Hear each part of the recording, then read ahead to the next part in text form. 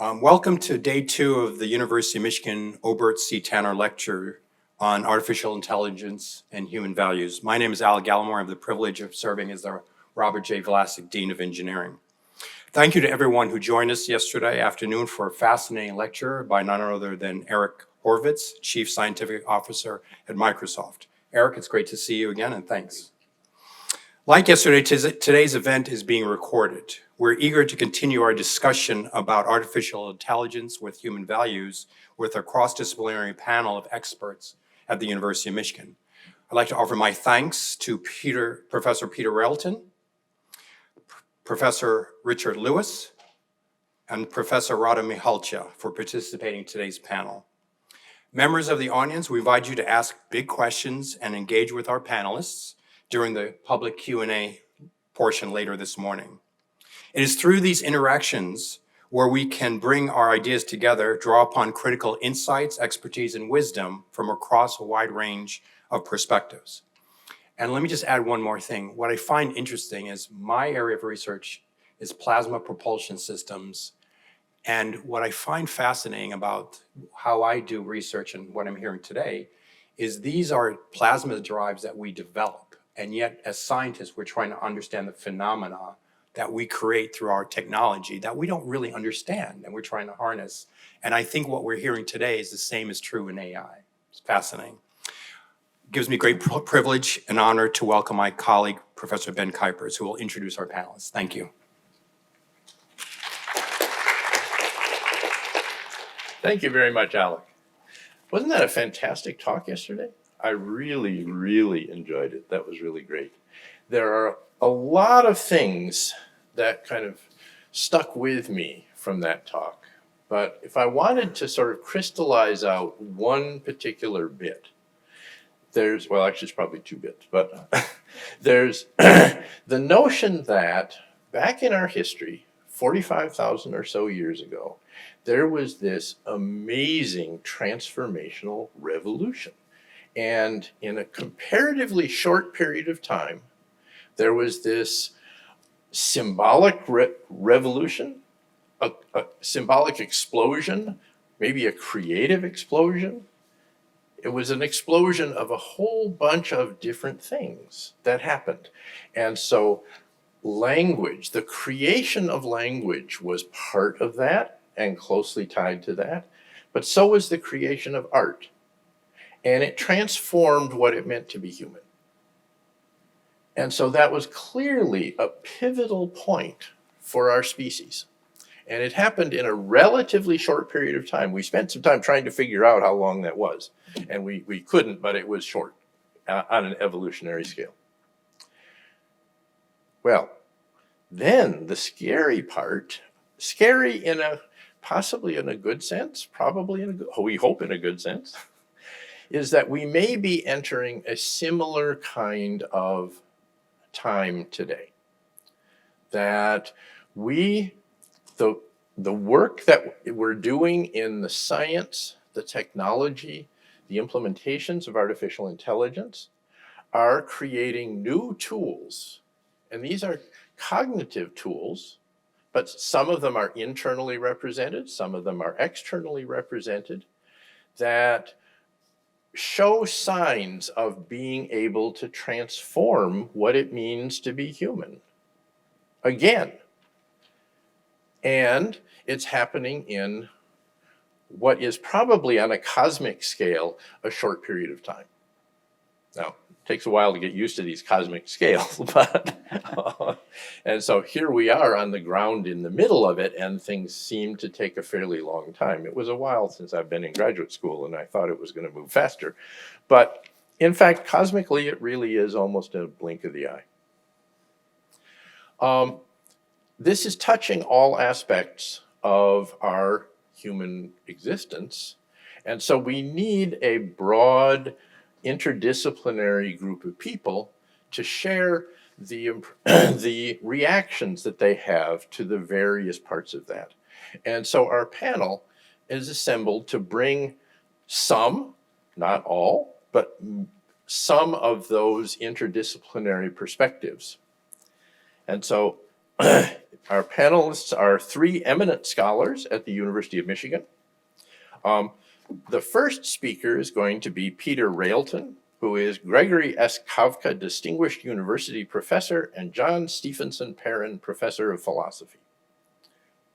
Our second speaker will be Richard Lewis, who is John R. Anderson Collegiate Professor of Psychology, Linguistics, and Cognitive Science, and the director of the Weinberg Institute for Cognitive Science. And our third speaker is going to be Professor Rada Mihalcea, and she is Janice M. Jenkins, Collegiate Professor of Computer Science and Engineering, and she's the director of the Artificial Intelligence Lab.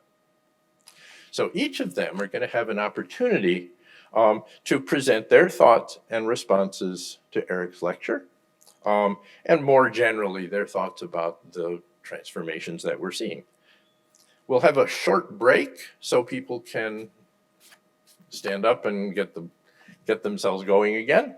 And then Eric will have a chance to respond, and we'll have a discussion for a while between Eric and the other members of the panel. And then following that, we'll open up for questions and discussion with the whole audience. So I think this is going to be extremely exciting and help amplify the message from last night. So let me turn the podium over to Peter. Well, actually, I think maybe you could present from there. If you wish to be up here, it's fine. But this is sort of a discussion among the three. No, I don't know that I need the podium in order to feel official here. I also realize that we all want to discuss these questions, so I'll try not to think in terms of cosmic time in making my remarks. Thank you all for being here at this hour of the morning to discuss these important issues, and I thank the organizers of this lecture for making this opportunity possible for us to come together and discuss these things. And I also was very struck by the sort of pilgrimage that Eric carried out, going back to the origins of human language and reasoning. And who could not be moved, really, by these images of someone putting a hand on the ceiling of a cave and making its outline and wanting that to stay there for others. And that's a point I want to draw attention to here, which is humans have an extremely powerful need to communicate. And to communicate to others, and not just others who happen to be in our circle or in our kin group. It's a distinctive characteristic of human sociability that we can be social and cooperative with strangers across a very wide space. And so that, among other things, is part of what happened, I think, 40,000 years ago. It became possible for us to have much larger groups, and larger groups can help us make ourselves more intelligent. And I think also AI can help make us more intelligent. So this is a contemporary explosion, not just of artificial intelligence, but of human intelligence, because there's no reason not to think that this is something we can integrate into our capacity to be intelligent beings. And there's a tremendous amount of excitement and potential there. So I want to just raise a couple of points, which I hope will encourage further discussion. And the first has to do with how to take advantage of the distinctive learning powers of AI in order to develop a kind of sensitivity to ethically relevant features of situations. We don't have to think that these AI agents would be full-fledged moral agents with all the moral emotions we feel. If you ask a psychologist, the psychologist will tell you that emotion is really a functional organization of the organism. The feeling is one expression of it, but it's not the core. And so thinking about the question of how humans would interact with these machines is also a question about how these machines could learn about our emotions and use that information. And as we saw last time, there is an ethical challenge here, which is, I gather Microsoft is not shipping emotion recognition intelligence. So one question is, if we want these machines to be as intelligent as they can be, will they have to be capable of recognizing emotion? I'll just tell a little story about that. I have a colleague who heard me make some similar remarks and said, I can tell you something that will help you think about this.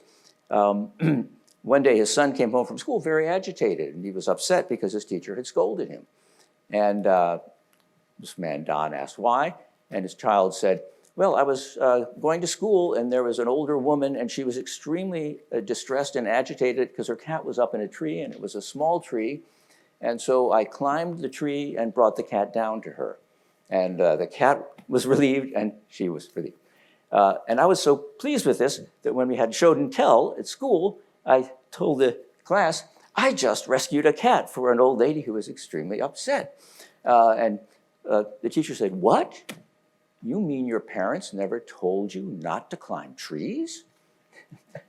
And he said, of course they did, but they weren't thinking of this case. And so part of what is going to be required for machines, artificial agents, to be ethically sensitive is for them to be sensitive to exactly the dynamic of that situation, which makes it distinctive from other situations of climbing a tree. And what's interesting is not just that he was sensitive to the woman's upset, but that he understood the situation in school as well. He understood why the teacher was scolding him, but he also understood what an answer would be. And one of the things that we know about language is that language is founded not just upon intelligence and reasoning, but upon a capacity to understand conversational settings and follow certain kinds of norms of conversation, giving people accurate information, relevant information, doing it in the right tone. Don's child couldn't address the teacher in a saucy tone and expect a good result.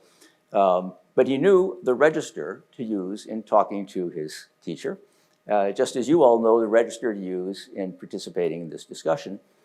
And so you can think that the cluster of abilities centered around language is really a very rich set, and it is a normative set. It includes our ability to read situations and to be relevant and valuable to one another communicatively. And this is a remarkable fact about humans. I can ask directions in strange cities, and people don't send me into traps or alleyways typically. So far, it hasn't happened. I hope it won't happen to any of you. And so that's an element of what we could think of as default trust in others and in the use of language, that they'll use language typically honestly, they'll use words trying to communicate with us, and that they will want to do that. They will want to communicate with us. And so if we think about language then as an ability that evolved, we also have to think, well, look at all this infrastructure, psychic infrastructure that's needed to really get language going. Animals signal to each other, and they use signals strategically and effectively with one another. And I don't want to say anything bad about animals. Every time I learn more about animals, I'm impressed with how much we've misestimated their capacities. So I won't say anything bad about animals, but one thing humans can do is we can manage this kind of interaction and negotiate the normative space around it, as well as the physical, environmental space, and so on. So think about self-driving cars. Self-driving cars are going to have to negotiate a social space. As they get better and better, they're going to get better and better at reading the effective intentions of other cars, other drivers. They will know when in a situation a car is being belligerent, when in a situation it's being cooperative, when they can merge, when they can't, when they have to team together with other cars to prevent a bully from merging. And so gradually, as they become more intelligent drivers, they will become better at modeling a fuller personality, a human personality, but also the personality that is expressed by artificial agents as well. And so thinking then about how we can leverage the skills and capacities that underlie language, think about the AI setting in which the better machines get at this kind of successful interaction with humans, the more they're implicitly modeling normative relations, human psychology, and we aren't necessarily going to have to program it into them. In fact, I guess the lesson of recent years anyhow in AI is don't try to write some axioms for human psychology or some distinguished set of features to recognize these states. Allow the machine to learn them from large bodies of data with a lot of computing power. And this means we're going to have to let the machines also communicate with one another in order to be effective agents and to sometimes display a kind of autonomy with respect to us. So imagine an AI agent that's a human home health aide. And the person the agent is with has been showing signs of being a bit depressed. Something about the language used, the tone of voice. And so this person doesn't want the machine to report anything negative. It's one of those people who doesn't want to get bad news or give bad news to doctors. Understanding that situation and understanding a responsibility to report even symptoms that the individual would not prefer that you report is going to be essential. We wouldn't trust a human to be a human health aide who had no sensitivity to these ethical considerations and no ability to say no at a certain point to a person or to withhold a medication at a certain point. And that means the systems are going to have a degree of autonomous on-board ethical sensitivity. There won't be a human in every loop, there can't be. And to the extent that the machines are learning to be successful drivers or human health aides, that is going to require that we understand what it would take for such a system to have on-board ethical sensitivity. And I suspect that is going to require reading emotions, but it may not be necessary that we give emotion recognition software out like candy. And it may be that the implicit modeling that will take place as these systems get more and more diffused and more used will be sufficient. Now, this isn't an issue about sentience. I'm not asking whether artificial agents feel particular sentiments. We have interactions with agents like corporations and institutions. They don't have emotions or feelings, but they do have plans. They have intentions. They have goals and concerns. And our interaction with them is going to be regulated by those. But you also have to learn, I know what this dean's office is like to negotiate with. I'm sure it's excellent in engineering. And so the capacity of a system to interact with agents in a way that understands their plans, purposes, goals, commitments, is something that does not require that the other agent necessarily have feeling. It's sufficient that the other agent have those mental states in their functional role. And that's just my last point. We've been talking about collaboration, human-AI collaboration. And people who work on these issues, primatologists, for example, sometimes distinguish between cooperation and collaboration. Chimps are apparently very good at cooperation. Some would argue, Tomasello argues, they're less good at collaboration because they're not as good at the kind of joint attention that's necessary for collaboration and the ability to take the other's interests into account non-strategically, to think that the other has equal standing in determining what's going to happen. And so think of collaboration that is not just cooperation, which can happen among mutually antagonistic people to achieve some stasis between them, let's say. But think of collaboration as forming joint projects with people in which each member takes seriously the interests and concerns of the other member as having some intrinsic weight. And that's indeed what we see in language. We didn't hear much about what the interests or concerns or goals of AI agents might be. If we're going to collaborate with them, then we're going to need to look at their side of the collaboration and understand what might matter to them. I mean, I said, well, they don't have emotions. Nothing matters to them.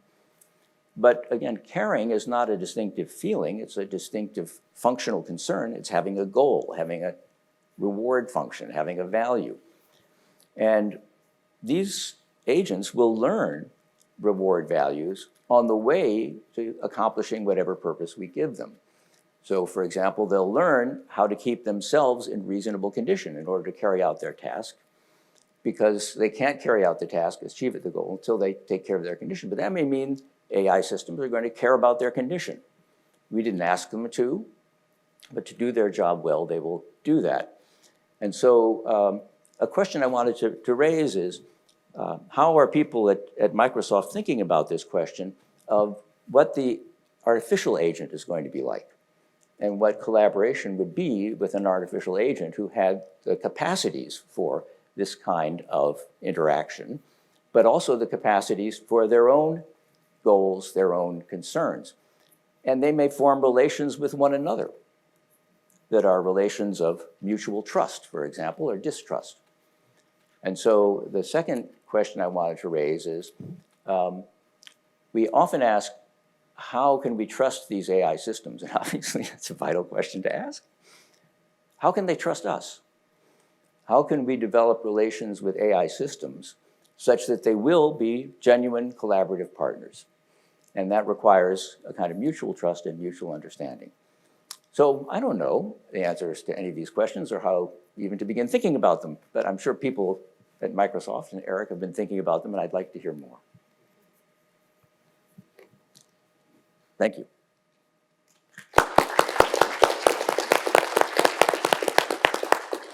Okay, Rick? So thank you. I'd like to echo Peter's thanks to Emily and Ben and the organizers, and Eric and Sarah for coming a long distance. It's a real privilege to be a part of this, so I'm very excited to be here. Eric yesterday gave an inspiring vision of a future in which AI-human synergies may lead to greater... I don't have my mic. Sorry about that. No, you're fine. All right, there we are. Okay. So you missed the most important part, which was the thank you. Okay, it's all downhill from now. Eric yesterday gave an inspiring vision of a future in which AI-human synergies may lead to greater human flourishing, and also a peek at the practical efforts underway to help ensure that deployment of AI technologies aligns with our values, codified in the cycle of responsibility. Jenna yesterday asked a very important question about whether the cycle of responsibility scales. So in the first part of my remarks, I want to identify what could be a fundamental problem that might mean that the answer to that question is no. The problem concerns the development of systems that, as Eric described yesterday, are beginning to show the glimmers of general intelligence, glimmers that in the short term are almost certain to become brighter. I'm going to perhaps too glibly call the problem of the value-free learner, and it very much relates to topics that Peter just discussed. But then I want to finish on a more optimistic note and take a long-term view and ask what might be over the rainbow, appealing to Eric's arc of intelligence, and ask how AI might help us to make genuinely new moral progress. So let me start with the problem first, and then we'll end up somewhere over the rainbow. The problem starts to come into focus by considering large-scale language models such as GPT, Gopher, and others that have been making the news and driving recent AI advances, including some of the most stunning new capacities for creativity that Eric showcased yesterday. The scale of data used to train these models is staggering. The most recent models have essentially been trained on all the text on the internet, including much of recorded human writing. So they're in many ways like holding up a giant mirror to humanity, and so we should not be surprised if we do not always like what we see. The capacity of these models to generate toxic speech is well known, as is their reflection of all kinds of human biases that we think don't reflect our highest human values. And so there's a great deal of important work going on in the area of critiquing, testing, and mitigating these issues. For example, Emily Bender, a computer scientist at the University of Washington, is a leading voice in these efforts. DeepMind just published a big recent paper outlining 6 potential risks of ethical and social harm coming from the use of language models. And these are all important and urgent projects, and there may be indeed some progress happening in reducing bias and the potential for toxic output. But I think this could be just the tip of a much bigger iceberg. And so I want to use language models to illustrate what could be a fundamental problem in building generally intelligent systems with human level and beyond human level knowledge and competence, including a competence for ethical and moral judgment of the kind that Peter was just discussing. So the way we have arrived at powerful language models is an instance of what Rich Sutton, one of the founders of the modern field of reinforcement learning, famously and provocatively called the bitter lesson for AI. And he actually did so here at Michigan at a Weinberg symposium a few years ago, and I can tell you it was indeed provocative when I was in the room, okay? So the bitter lesson is roughly that any attempt to engineer or build in complex knowledge or capacities into AI systems will only yield short-term and narrow and brittle gains, and will always be overcome by methods that learn that will always be overcome by more data and more compute. And so GPT-3 and their ilk are clear examples that have completely leapfrogged any attempt to engineer in the rules and representations and structures of human language. Rich Sutton had a great phrase to go along with this that I actually like better than the bitter lesson, and it was the irredeemably complex contents of the human mind, which as engineers we cannot hope to codify by hand. So philosophers of ethics like Peter tell us that human-level ethical competence may be similarly irredeemably complex, and so the only way to endow our systems with such competence is through learning, with apologies to Peter for not only putting words in his mouth, but putting Rich's words in his mouth. But to see the problem here, we need to attend to something far more interesting and surprising that's going on with language models. These models are trained on text using the simple task of predict the next word. But they yield not only state-of-the-art and qualitatively new language capacities, they give rise to emergent capacities for planning and reasoning. They can be used to suggest new courses of action in novel situations. They can provide the foundation for human-level acts of creativity. To me, this is one of the great discoveries, not just for AI, but for cognitive science. So if you would like stark new evidence for the conjecture that language and culture is indeed the secret sauce of human intelligence, you are seeing it unfold daily. Now, these language models are, not surprisingly, being joined with, by large foundation models trained on humanity's storehouse of video. So it's no longer crazy talk, I think, in AI to conjecture that common sense and even detailed knowledge about how the world works will emerge from training on such data. Capacities to reason about the physical world, the social world, and yes, even the moral and ethical world. Okay, so now I can finally state my concern about the value-free learner. Whether you like it or not, some kind of moral and ethical competence will implicitly emerge in models trained on predict the next word or predict the next observation. There is already evidence for that. Will this moral and ethical competence be the one that we want? These models will become the most powerful and useful computational artifacts on the planet, and the economic and other pressures to use them will be tremendous. And while they may not, in the short term, achieve the grand vision of autonomous AGI, as part of the global democratization of AI, they will be used and deployed in so many varied settings and in so many different ways, we can only begin to imagine the scope. And in many of these settings, their implicit values and implicit ethical capacities are bound to be expressed.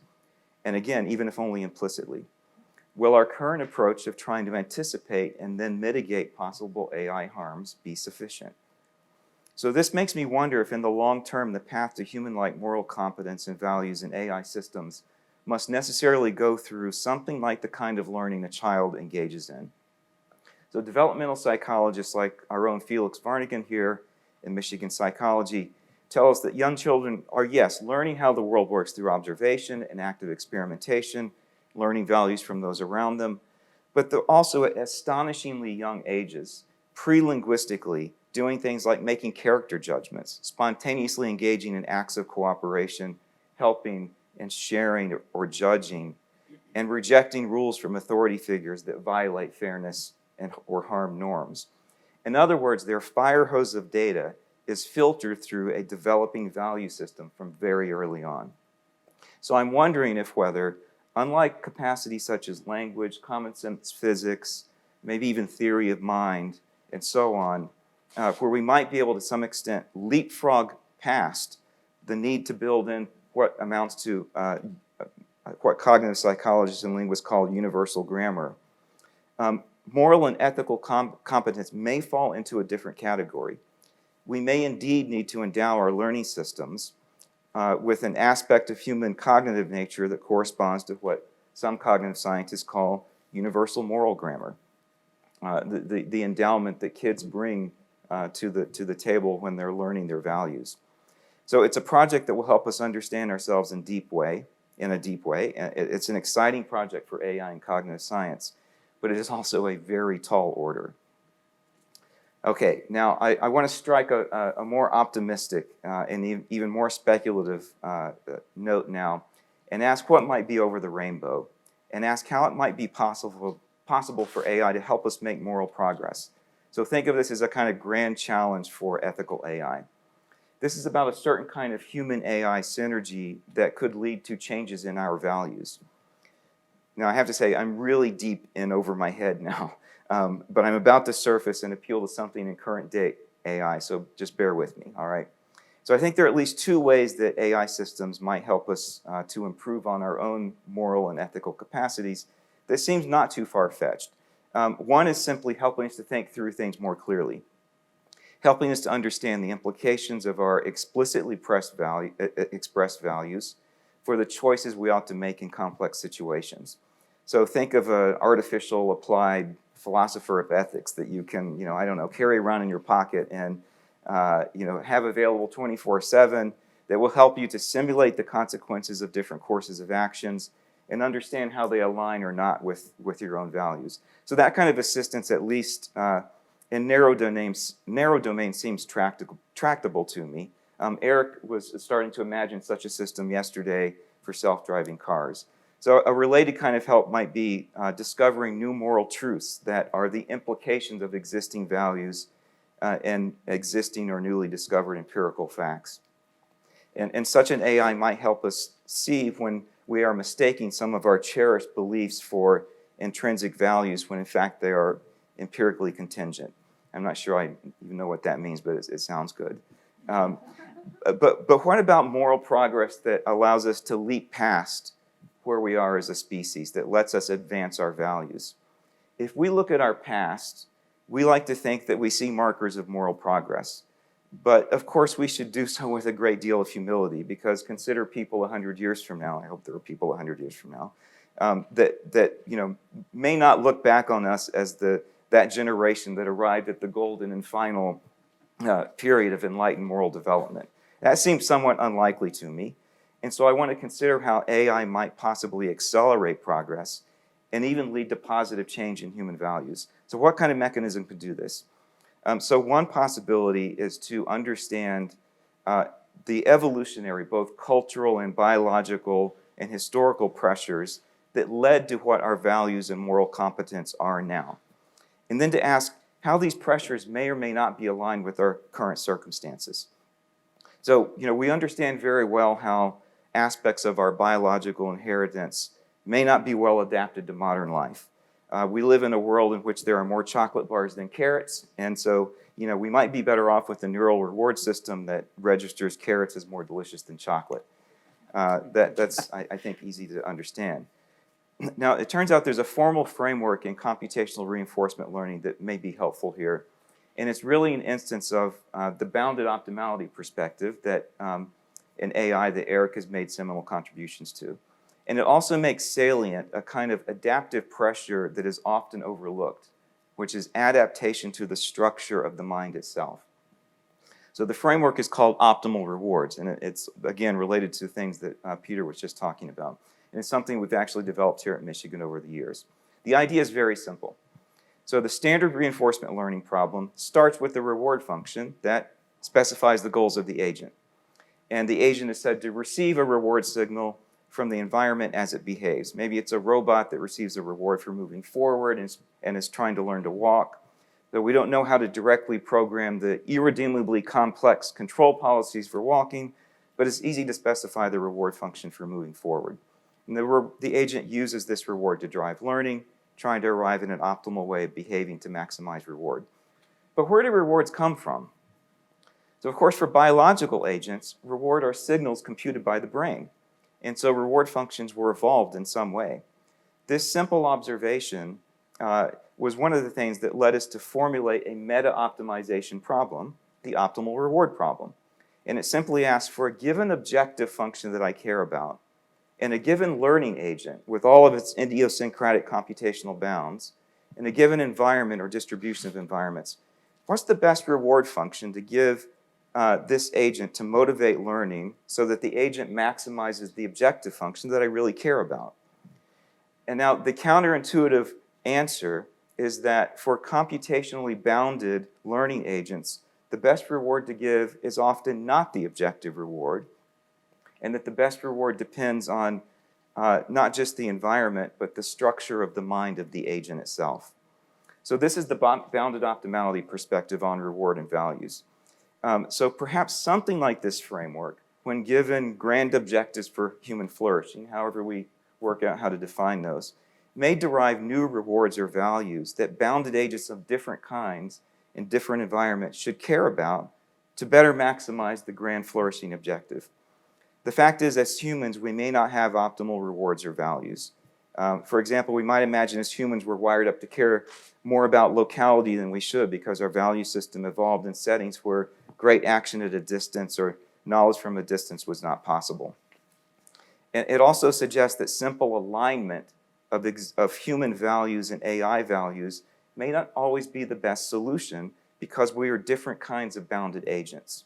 So how might new derived values be instilled? So I'm not thinking about robotic AI neurosurgeons rewiring our brains, but you can imagine perhaps AI design curricula that lead to such changes and accelerate progress. So I'm asking all of us, is this a kind of human-AI synergy, which involves a kind of direct interaction of human values? Does it all seem within reach? And if it is it something we should aspire to? Thanks.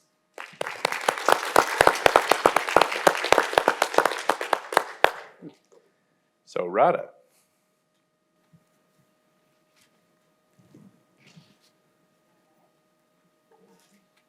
Oh, I would like to second my panelists here in thanking Eric for taking the trip and persevering. We persevered in inviting him over 2 years, and he stick with us, and I'm grateful. I really enjoyed the presentation yesterday. It's been very inspiring, and that's what I've heard from the other people in the audience.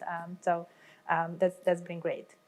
And what I would like to make as an argument today, thinking of how we are the ones who are making AI, we don't very often think on how is AI sort of making us or changing us, and especially how is it changing our values. So I would like to take a detour and remind you of something you may all be familiar with, but may have forgotten for a moment.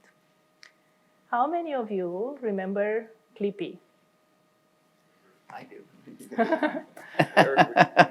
With hat tip to Jenna for the connections, it turns out that Eric was involved in making Clippy. So I had the curiosity to look at the history of Clippy. It was introduced in 1997. And it was part of pretty much all Microsoft Office products. An example of Clippy in action was you type in Microsoft Word, "Dear," and then Clippy will come and ask, "Are you writing a letter? Do you want me to help you?" It might not have been perfect, but it was definitely much more than the other systems that we had at the time. And yet, we somehow were all annoyed. So the question is, why was that? And has anything changed since Clippy? We have these days other systems like Alexa or Siri or Cortana, which kind of have similar attempts to interact with us, and yet we somehow don't seem that annoyed. So certainly there has been a lot of progress in AI. Eric has highlighted some of that progress. I'm really proud to be part of one of the largest and most impactful AI labs worldwide. We make progress in a lot of different directions within AI and computer vision, natural language processing, machine learning, robotics. We are really witnessing an explosion of AI technologies. Eric mentioned, and also Rich mentioned, the GPT-3 models. There is the Turing models from Microsoft. They all have very impressive performance when it comes to predicting or generating language and much more, like really helping us get access to this realm of knowledge. But I believe aside from progress in AI, there is something else that might have changed. I think it's not only that AI has changed, it's also that we have changed as well. And I think we will continue to change for at least as long as AI will be different. So just think of a moment of human-human interaction, and that has been brought up as an example. In this room, we happen to all be speaking English, and so we communicate well with one another using this means of this particular language. But as it turns out, there are many more languages out there. This is also one of my favorite trivia questions. I'm curious if people know how many languages are spoken out there. Some numbers. 3,500. So there are 7,000 languages, not counting dialects. So it's a lot of languages. So chances that we will run into somebody who doesn't speak English are fairly high. So think, for instance, of Quechua. So Quechua is spoken in South America. It has nearly 10 million speakers. And if you can imagine running into somebody who only speaks Quechua and nothing else, then how would you communicate? Once you figure that you don't speak the same language, likely you will not try to address them in formal English, and you might try something else. So maybe you will try gestures, maybe drawing, and lots of other tricks. But in the end, it will be some kind of limited interaction. So I believe this is what's happening when we interact with AI. The AI is sort of trying hard, but I think on our side, we are also trying hard, whether we realize it or not. And in the process, we are also changing how we behave, how we think, and at some point, we may also be changing our own deep human values. So I would like to give some examples of these changings we are experiencing. I will continue for a moment in the space of language communication and go back in time for just a few years, thinking of the search engines that I believe many of you in this room have experienced, which were exclusively based on keywords. So at that time, if you remember, in particular, if you're often using search engines, instead of saying things that come natural to us, like, I'm traveling to Italy and I need to rent a car in Rome, we would say something like, rent car Rome. Instead of saying, is red wine healthier than white wine, we might say something like, red wine, white wine health, and then hope that something will come back. After you do a lot of that, we will eventually limit what kind of knowledge and information we may look for, as Rich was pointing out to rewards. If there is no reward for certain kind of information that we would seek or knowledge, we may not even look for that. So for instance, if I would like to ask a complicated thing, such as are human values changing after a long interaction with AI, the argument that I'm making here, I probably will not attempt to ask that question online because I don't expect a reward back. So if we were to continue that thread, the change we've been experiencing is a simplification of our thoughts and a simplification of the kind of knowledge that we would expect. I said a few years back, I believe progress has been made. We now see search engines that can get more than just keywords. It's not yet at the full natural interactions we have, but there is progress. And so maybe that will not necessarily continue as an issue. Now, staying a little longer in the realm of search engines, Eric brought in his presentation yesterday the issue of bias, and that was also brought here by my fellow panelists. I'm thinking of an example that Safiya Noble gave as she was looking online for a phrase such as Latina girl, which may be a common phrase for a little Latina girl who's trying to see who are other people sharing their identity. And as it turned out, almost exclusively the results were pages that were pointing to pornography. And so you could think of this little Latina girl who's looking online, looking for other people, and what do they find? Like, what is the image that the world has about them? And the same other people, non-Latina girls, who look online for things like who are Latina girls, and that's what they would find, right? So these are really things that expose us to stereotypes that we might not have, but we'll learn them just by using AI systems. Another example, still online, are fake news. We've seen a huge increase in misinformation over the past few years. This goes all the way from posts, news articles, or social media posts to AI-generated videos, the so-called deepfakes. There is, of course, the effect of wrong information. I'm thinking back to examples that were given by high-profile politicians on how maybe taking chlorine would help with COVID-19. And that can have really nefarious impacts. Like people actually literally follow the content of that. It can be really impactful in very bad ways. But I believe there is also another effect, which we may not be often thinking about, which is the fact that we are losing trust in knowledge and information.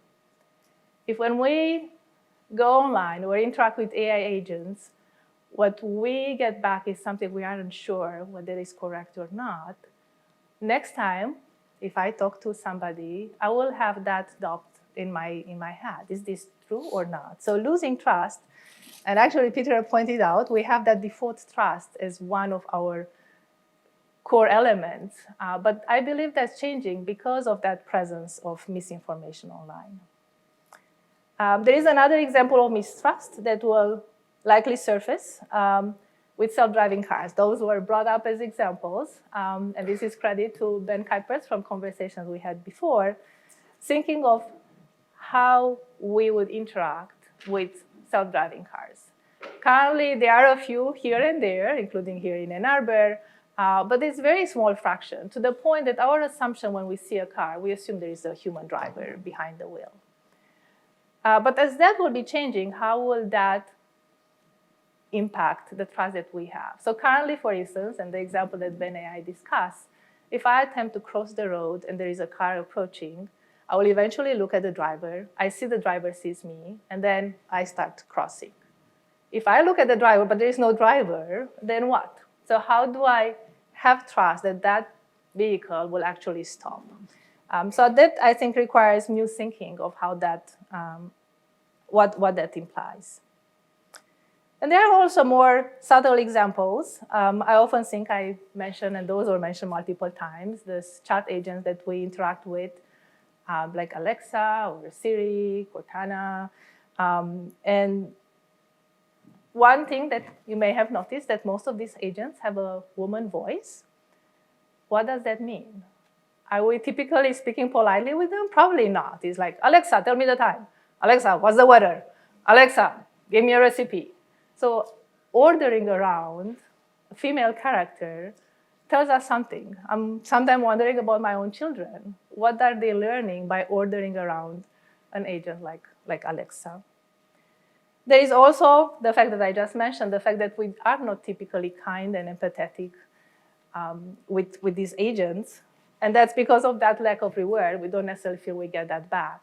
But how will that change the way we interact with our own fellow humans once the number of such interactions we have with AI agents will increase? If I form the habit of ordering someone around, I may also try it with Rich or maybe Eric and see if that will change me.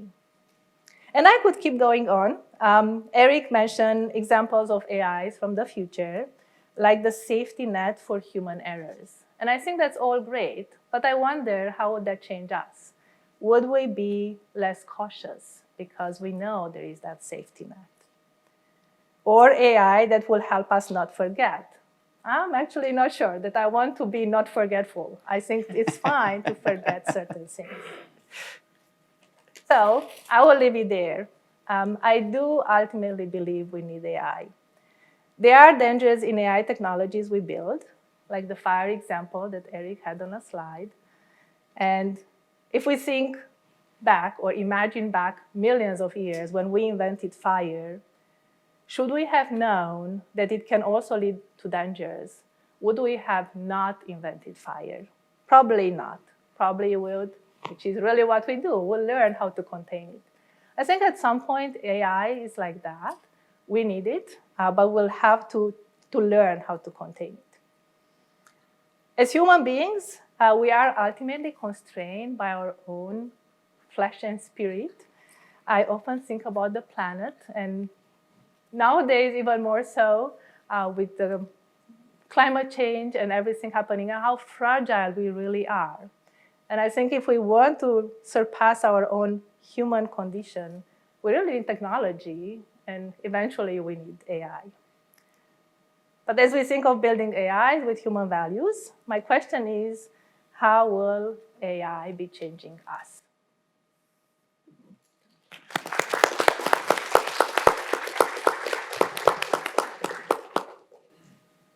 Thank you very much to Peter, Rick, and Rada.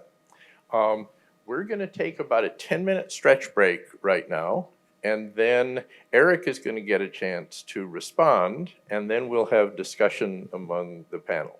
Might people like a 15 or 20-minute stretch break so I can kneel here? I mean, just hearing these comments, these wonderful comments. Aren't these wonderful comments? The reason worth coming out alone. Sit with my colleagues here. Absolutely. 10 minutes sounds good. So 10 I'm minutes. Just teasing about then. Right. 5 after. Eric had probably thought that he had finished taking his oral doctoral exam some number of years ago. But lucky him, we have a new chance here. And so this is Eric's chance to respond to his committee. So, and to the rest of us. Right. My mic not on? Hello. Here we go. So let me just say that my committee was Pat Suppies, who you might know, Von Howard, George Danzig, and Ted Shortliff. So this committee is as esteemed. So fabulous. I mentioned Pat Suppies because I'm sure that our resident philosopher will have known his work. Well, first of all, thanks for incredibly deep and inspiring comments. Each coming from a different point of view and perspective and personality and history of scholarship. So it's really interesting to hear. Let me first say that the good news for any downside that might be coming up in people's minds is we're only in the early days of AI. Kind of like AI is an infant. And as I said yesterday, we're going to be relying on deep scholarship, deep thinking, new ideas, ongoing touch, monitoring of the situation, and guiding the course of how AI goes in its multiple tentacles and directions as it interleaves with our minds and with our culture and society, and we with it over time. And just sitting at breakfast this morning and seeing the students here and other faculty with interest raises my confidence that all the issues and ideas that just came up will be under great supervision and guidance over the next number of decades when it's going to be critical to start getting things on good tracks to the future, on that arc of intelligence that we're all riding on. So I want to start with one of Rick's comments and perspective, which is one of the limited cognitive resources, the bounded cognition we all grapple with daily, whether we're cognizant in our boundedness about what's happening or not. And in many ways, starting from that viewpoint where thinking about values is almost by definition limited thinking about values. We have at the forefront of our minds maybe some examples, some cases in our minds, some trades, some codified heuristics, some sense of ourself and our principles. When we think briefly about who it is that we are and how we act in different situations, and maybe when we see a situation that might have an opportunity for a decision or action that would lead to, under uncertainty, some implications, we can jump to our templates quickly or have a quick reaction as to what my values are in terms of how I might guide what I do. And that also might affect us under longer term decisions as we reflect or think through, again, taking action under future uncertainty given an opportunity to choose in the world. That said, to me, means that there will always be opportunity for individuals to learn more about values and to help define and codify and maybe crystallize and generalize values about action in the world and implications and outcomes. And in some ways, I see it important to divide things up a bit. When an action is taken and there's a certain value judgment about that action, there's a sense that there's a shared or groundedness in the evaluator, whether it be the self or other, about what the implications actually are. What are the outcomes? So this idea of like the common sense or the realities of what one's actions in the world lead to in terms of the spectrum of actions and which is more likely to happen. Then, for each of the possible actions that happens, including the one that does or the one that's most likely in advance of the action, there's a notion of a value judgment. And if it involves a trade of some kind, there's a codification or some assessment of a weighing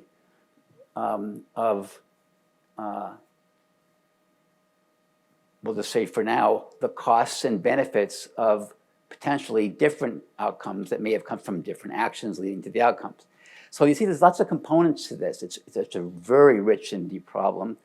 I would suggest that the codification of the high-level principles, sometimes that are called deontological reasoning, thou shalt not kill, square brackets, no matter what, versus consequentialism.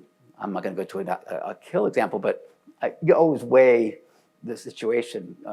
You think deeply about implications under uncertainty and say, okay, I've gone through we'll even call it a full decision analysis, and here's how I feel, and here's my value structure, and why.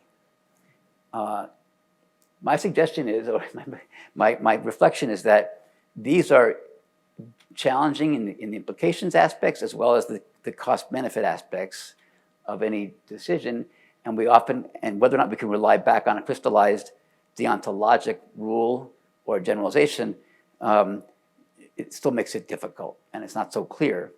So my hope, number one, is that AI systems that we build and guide towards helping us in the future will help us to better understand implications and trades in a clear way by just helping us to visualize, understand, simulate, probe in a good way, in a pedagogical way, so we get better at grappling with our bounded cognitive approach to understanding values, even our own personal values, whether it be through a limited access to our previous behaviors and how we thought about them and what we want to do in the future, or some crystallized notions that might be indeed, in the end, quite brittle when they're probed and pushed. So I can imagine a system someday that can actually think through with us and say, okay, working on an action, I'm personalized, I've been working with you for a while, I've followed you, I'm doing my best to not inject the mega biases that I've learned from all of human history and my writing, per the suggestion that Rick had, that these systems will learn and we can't understand where they're going to come from. But let's just say for now, I'll get back to this idea of how they might be secretly biased in the future and in a way that's unavoidable. Let's just say they're going to help us probe implications, the trades, and help us recognize places where we're truly in dark matter. We have never really thought deeply about an edge case or the implications of a principle that we have. And they explore together with us or other humans even a group setting, to take deeper dives on the values. Wouldn't it be interesting to find out in a case that you think you know about your values, that an edge case, maybe a less likely implication of something that, an action that you would take or say was a good thing to do,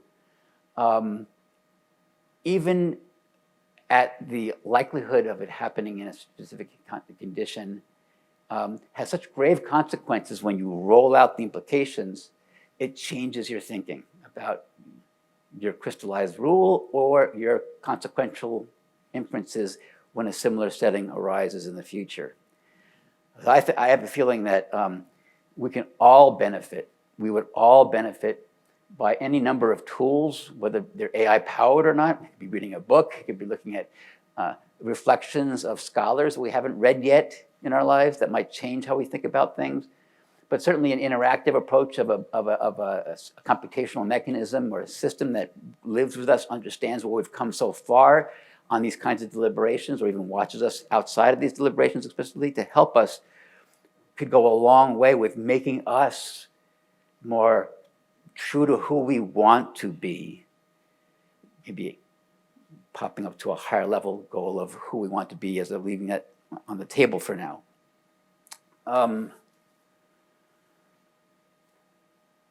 On the idea of that I think it's a really important question that Rick brought up of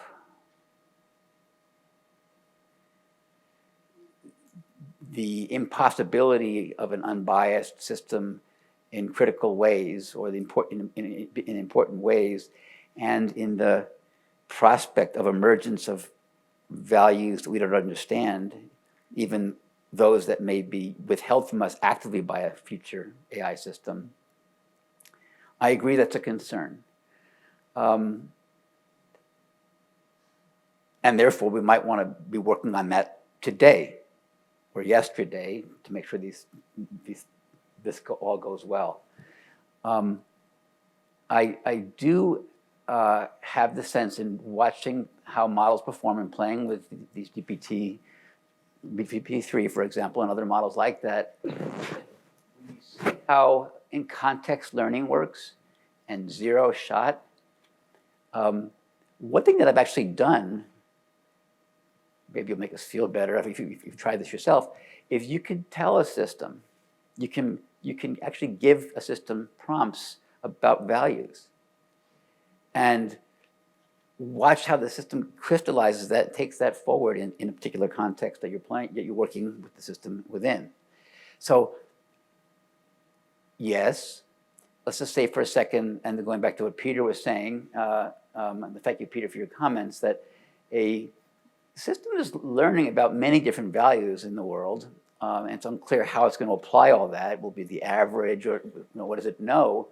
Well, I would suggest that these systems will have the ability, as they're showing today, when it comes to, again, zero shot, or in context learning, we just give a simple context and you get this incredible knife edge of a focus of attention, that these systems you'll be able to focus them very quickly to come up with, from all of humanity's, from all the learnings it has about values, to an interesting, specific, semi-generalized chunk that is you, or that's quite close to you, where you've gotten so far with your explorations. So I'm hopeful, and what I'm trying to get at here is, what I feel in these systems that I'm seeing is the prospect that things could be guided, I suspect, in really fabulous ways for humanity and for individuals. They can also go off the rails. So it's we're in a high stakes situation. It's part of the reason I flew out here. I think we really have to get on this together. And these kinds of comments, I mean, you heard today, I mean, look, this is being recorded. It'll be on YouTube. So when you see this conversation agent of the future, it'll be indexing this, right, Rick and Peter and Rada? When you see this, you'll know what I'm talking about. It's got to go well. listen to all these ideas. These are all critically important, and you'll hear the questions from the audience in a few minutes. Now, isn't it amazing right now that we know these systems are so broadly indexing everything that one or more will be seeing this lecture, hearing these words, and integrating and incorporating these ideas in a way that they'll be potentially generalized as well as made specifically available in a zero-shot sense.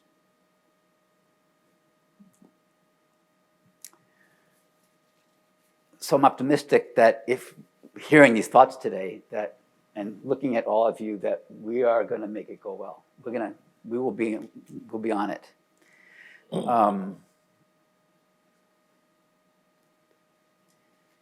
On the systems changing us, Rada, it's so interesting to say that we're always changing with all these technologies, and I hope I can share this. Maybe Rada gave me a little bit of a heads up, even though she didn't know it. Yesterday, we had a meeting with some of the faculty, and she just said I'm not sure when you said this, but you said, once in a while, I feel like I'm trying to do a Control Z and undo on something that just happened in life. And I go, oh yeah, this is life, it's not the computer. Right? And so she's been thinking about this. That's a way of changing. Yeah. Yeah. And so, even like copy paste, whatever it might be. So we are being changed by the metaphors and ideas and possibilities, and sometimes the possibilities we see in the digital world, like undo, we just can't. We have to sort of remind ourselves, oh boy, I have to treat life a little bit differently, be a little more careful. And so it's interesting to think about the changes. Sometimes there's a sort of an interesting mapping between the digital and our real world, where we use our knowledge and we take it forward in this sort of an interplay. I have to say that people remember the first time you got in just your first drive in a car with your parent, with a permit, on a side street, typically. And then I remember when my father first said, okay, now take it out on the road. And I just remember how it felt to all of a sudden be in this setting where I was shocked. I said, people can do whatever they want with these gigantic 2-ton things. People are moving around. I said, what do you, and I didn't even understand the signals that I needed to have to be a social agent in this space. It was so frightening.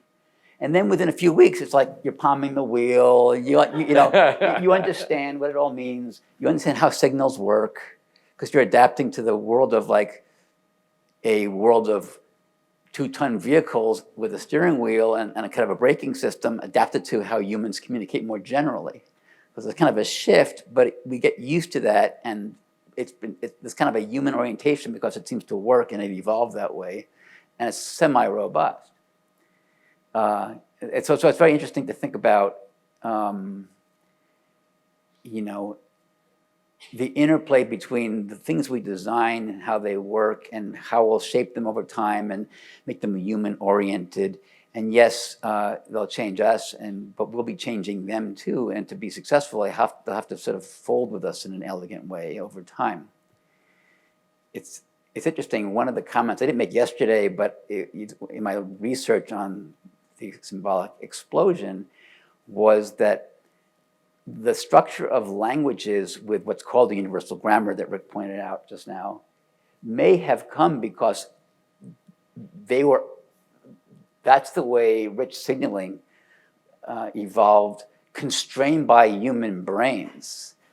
In other words, like there was an existing infrastructure and it may have been inefficient and it may have gotten, plus or minus different arguments, it may have gotten more efficient over time, given pressures once it got going with this. But the idea that the way we talk, the way we use noun phrases and verb phrases and recurse on sentence structures is a reflection of the natural organic artifice that was there in the cognitive substrate of minds that existed when this language is coming to be more sophisticated. So there has to be sort of an interplay of sorts, and you can imagine that the constraints of who it is that we are in some ways won't be completely demolished by an AI system, but it's more like they'll be co-evolving because there's a need to work elegantly together. But there will be changes, potentially. Yeah, so many more thoughts that I've had. I mean, I've had sheets of paper. In fact, this is very valuable to me, so I hope I'm going to be talking to all three of you, I think, in the future as I think more about what you've said today. And I realize we have limited time for these opening remarks, and I'm not even sure. Oh, 2-minute warning, good. I'm like going forever. So let me make a couple more comments about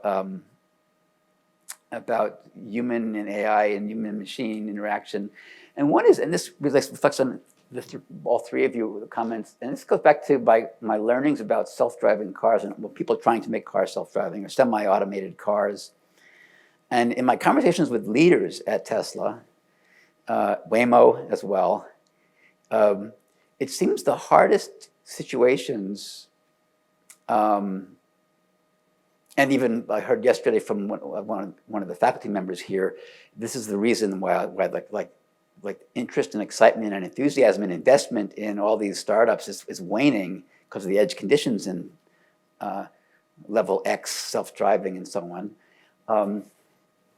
What comes to mind is the fact that there is so much richness we don't appreciate in how human beings coordinate with each other. You mentioned, Peter, this sense for trust when we talk, how we signal each other, when we look for information, what we can expect. And just hearing a lead at Tesla, visiting Tesla, mentioned to me that, boy, we're working on this really challenging, really hard problem, merging. When a car comes is merging onto a freeway, you have agents and cars that are speeding by, radio on.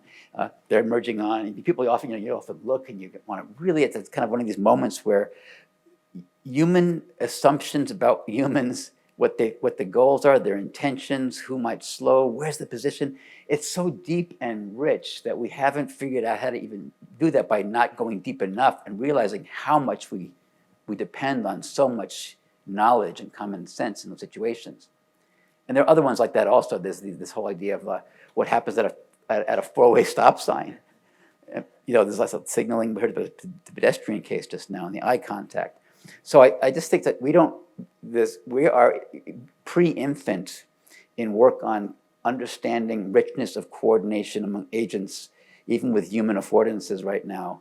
And as we try to map them into human-AI collaborations or human-machine collaborations of various kinds, we're giving short shrift to how much scholarship, knowledge, and effort we need to be investing in these systems. And that applies to how we align with values as well. So I'll stop there. Thank you. Now we get a chance for more of a discussion among the members of the panel and Eric, back and forth. And I'm going to kind of let you guys decide how you're going to coordinate that. We'll see. Cool. It signals here. So someone speak up. It's an emerging problem. Yes, the merging problem, right? Conceptual merging. I can start. Yes.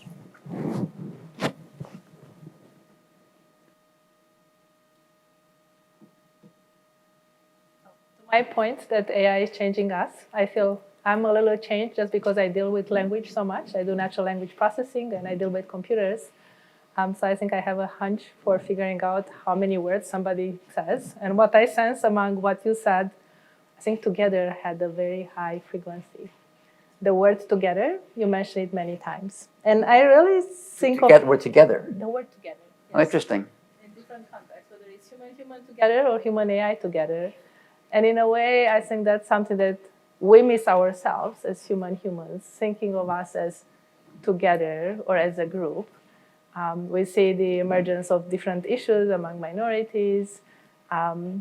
I read this book by Bill Gates on how to avoid a climate disaster. And I think the final argument was if we think of this as being in it together, then we'll think of it more actively, but that's really not what we see worldwide. So companies will think of their immediate interest and then just go with that, as opposed to really thinking we are on this planet. If we lose it, who cares about how much money I have in the bank? So in a way, maybe that's something that we could learn. I very much agree with the coevolution. So it seems that you agree with my argument that AI is changing us and we are changing AI, so we'll have to co-evolve. But can we somehow instill that sense, which we don't seem to have that well instilled in us as a large human society, of togetherness? And so if we could somehow think of both ourselves being in it together, whatever that it is, but also humans and AI being in it together, I think some of the problems that were raised of, say, moral judgment and a lot of the other things will really just come out as a natural solution. So it will be evolution, right? So if we want to survive, we don't have a shared gene. So if we make the argument of the surviving gene, okay, AI maybe doesn't share a gene with us, but if we manage somehow to instill that sense of, well, if humans are not around anymore, maybe AIs will not be around anymore. So having that shared gene spirit and trying to be in it together and survive together, that maybe will have as a side effect, like resolving all of these problems.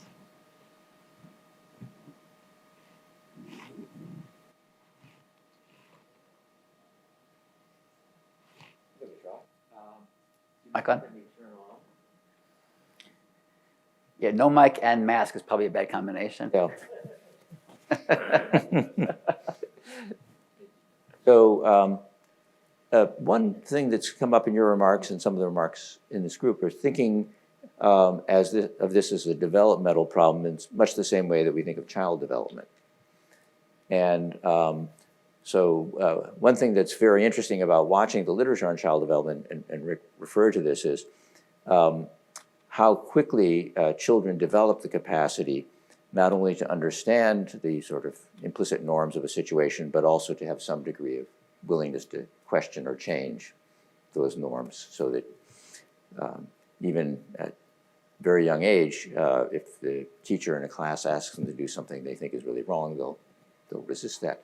And so I'm wondering to what extent in your own experience or in Microsoft or more generally, the human development model is figuring in, thinking about how we take these systems to the level of this kind of a capacity. It's one thing to give them a huge amount of texts or images. I suppose watching videos is a bit like the child watching the environment around them. But in terms of these questions of building something like a theory of mind, building language competencies, how much has the human development model played a role? It's an interesting question. I'd say on the technical side, we have areas of study like curriculum learning, which is explicitly about how do you sequence the experiences and knowledge to a system so it becomes more ideal at a task. There's also related notions that we call lifelong machine learning, where a system is immersed in the world and explicit mechanisms for what does a computing system do actively and passively to do lifelong learning over time, typically also as the world changes, because the world's dynamic. So it has to stay abreast and stay fresh and so on. In fact, next week we're presenting a paper, my little research group, on continual learning in a kitchen, running with clip and a HoloLens as you're working with food daily, and once in a while you tell the system, oh yeah, I call that a salt taker, and it sees it from different locations and it's different lighting conditions, and it's trying to generalize and learn how to recognize better and the language that you use to refer to things, foreshadowing a future helpful chef or sous chef with you that might work with you. So I think we have notions of this. I see besides basic metaphors, I don't see that concept used very often when it comes to building large-scale models and so on. people might say, oh, we're still at a baby stage right now, but there's not, they don't see the idea of which is a really interesting one, going to the psychology literature and education literature of how human beings learn, especially when they're very young, and so on. By the way, as you were talking, I was thinking just now about your tree and cat example, and back to the kids again and their learning. So in some ways, when kids hear rules like do not cross the street without my hand or on your own, or don't climb in trees, they're hearing at some point a rule that they haven't figured out yet why it exists, but there's trust in this rule maker. So it's not even a notion of you question, because you don't understand the world yet well enough. And at some point, you begin to learn about, risk-averse mom. I understand she thinks I'm going to fall. I know the probabilities of that. I kind of get that rule now, and she probably would even modify it if I can speak to her right now, but she's not available, and that cat needs my help. So there's a really rich causal common sense learning that has to have grown between when that rule was first mentioned, for good reason, because there was no knowledge there probably about why one should not do something or should do something. So it's interesting to think about, what happens even with values and the learnings that go on that lets a kid say, even when the teacher, puts the hand on the hip, but I got it. I did some consequential reasoning here, and I understand why the rule is here.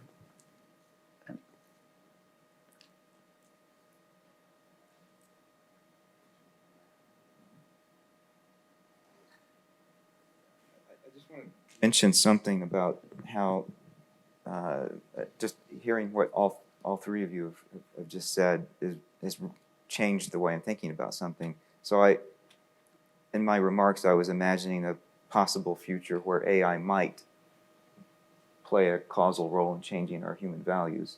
Now I'm realizing that's a virtual certainty, because we are co-evolving, right? It will happen, and maybe it will happen through really kind of interesting ways about having an ethical assistant, and that could be beneficial. But I guess it is something to keep an eye on, because the kinds of illustrations that Rada gave about how, AIs, we're already basically we're adaptive systems, and we will adapt to the environments that we construct. Even though we think we're building those environments for us, we're also adapting to them, and so they are changing us. And we have to keep an eye on whether we like that, that adaptive trajectory that we're going on. And speaking of that, and going back to your comments, Rick, earlier about the bounded optimal way to do rewards to achieve what you want, the idea of the requirements to be transparent and explicit. Transparency is part of the trust model, Peter. And explicit when rewards are coming based on a set of goals that we specify as humans that don't feel so good, rewards and punishments, right? If we really believe that, we have the model right now, and the system we've imbued with understands our bounded constraints. It knows that I want to eat that chocolate ice cream, and this behavioral nudging business, but we have to sort of understand deeply and trust whatever model that it's a human-oriented or self-oriented model that is leading to these awful, maybe unpleasant rewards. We'll call it rewards for now because it's a positive way of stating it. That will modify me in ways that I want to become. That could be also the same for humanity.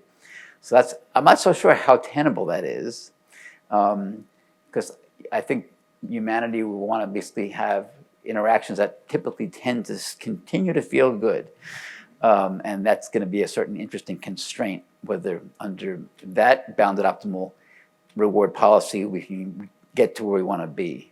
That's one comment I had to what Rick was saying earlier, which I thought was very interesting and thought-provoking for me. And several other thoughts came up about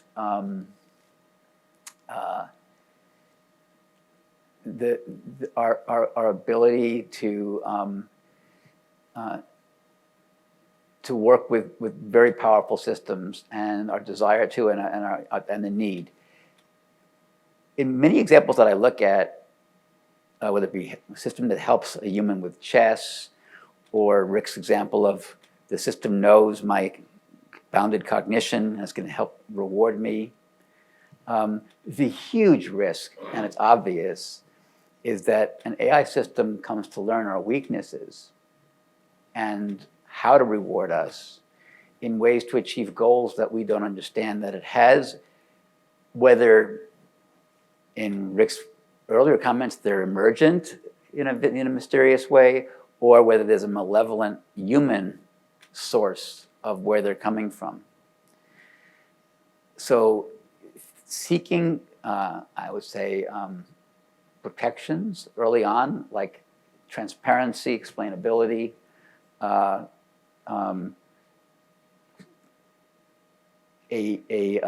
rich and expressive ability to explain in a deep way with confirmation and verification what's going on to people who might not understand the complexities, or I should say including people who might not understand or have the time given their constraints and their cognition, will be really important.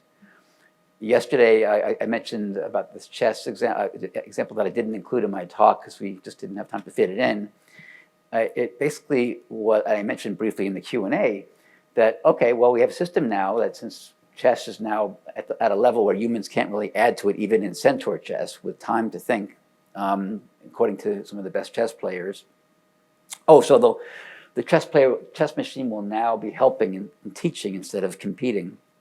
And it's in a new role right now.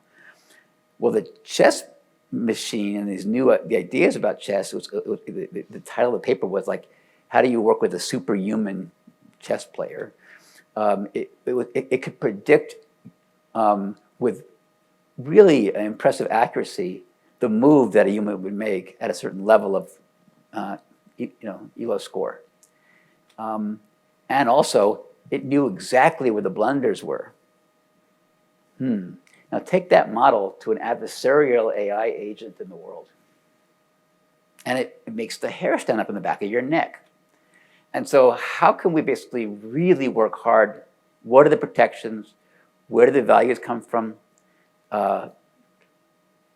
Should they not be emergent? Right? Or if they're emergent, what are the values? And understanding that and getting ahead of that is going to be so important for where we go, I think. And I feel sometimes like, oh, am I becoming like one of these? I shouldn't say one of these. Am I becoming somebody who's concerned about like runaway AI and long-term futures and AI takeovers? And I would say, no, I haven't been concerned like that. But there is this merger of like, where are things going? And maybe is there a glimmer there of, it won't be exactly like what some of those folks who have been on that for decades say, but might it be kind of similar where we might head if we don't get our act together and really get on this with all the scholarship we have to put into this and all the influence we have as academics, as industry, as civil society? I would like to just add to that because I've been thinking about that as well. And I think it's a very interesting point on how somehow AI can figure out our weaknesses and then just go for that Achilles hip. And I'm thinking of a conversation I had again with Ben a while back about how corporations in a way are artificial beings. So it's not the same meaning that we assign to artificial intelligence because obviously there are humans behind it, but they act in certain ways. So a lot of what you've been saying, it's been happening already, where there are corporations that figure out, for instance, that we like ourselves. We like to take pictures of ourselves and put them for others to admire. And so just going after that weakness, we eventually are now addicted. And we already see the bad impacts like mental health and a lot of the other things because we see all these perfect human beings around us and we wonder about ourselves and all everything that comes there, which is downhill. So in a way, I think we already have at least part of that happening, and so already have the things to think with, like what now? So making that analogy between corporations and artificial beings, how do we handle that? Like, and this artificial being leveraging our weaknesses, which is already happening, and how do we deal with that? and let me just add on that a bit, besides trying to, in lieu of jumping in with a great answer. And that is, I won't say company names or people's names, but in the early life of a company that we all know very well, happens to not be Microsoft in this case, a colleague who went over there was a top-notch machine learning person. Said, well, how's it going? What are you doing? And he said, my main project right now is I'm working to figure out, and I have all this data, how to increase the time someone spends on this app. And it's great. I get rewarded by looking at distribution and getting my machine learning algorithm, look at all the inputs and what's going on, and make it longer on average.